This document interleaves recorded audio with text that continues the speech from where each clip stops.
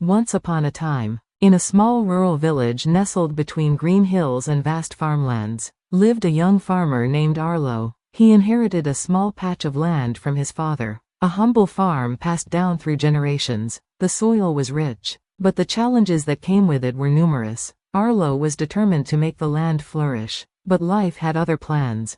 In the early years, things seemed hopeful. He worked tirelessly from dawn till dusk, tilling the soil, planting seeds, and tending to his animals, but the weather was unpredictable. A fierce drought struck one summer, followed by a stormy winter that flooded his fields. The crops he had planted barely survived, and the income from the harvest was little more than enough to cover his debts.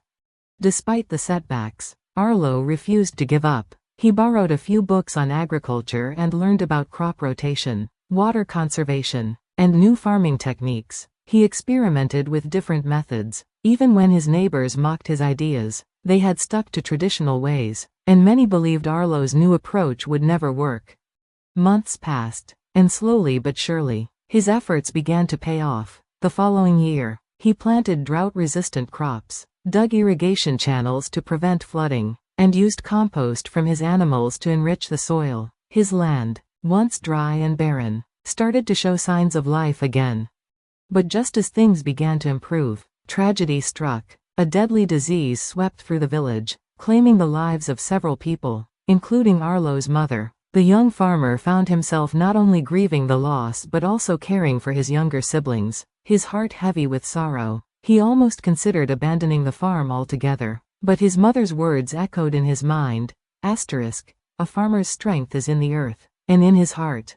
So Arlo persevered. He managed to care for the farm and his siblings, learning to balance the demands of both. He sold what he could from his farm and invested in more resilient tools and equipment. His hard work and dedication paid off once again, as the harvest that year was bountiful. His farm, once a symbol of struggle, had become a beacon of hope in the village.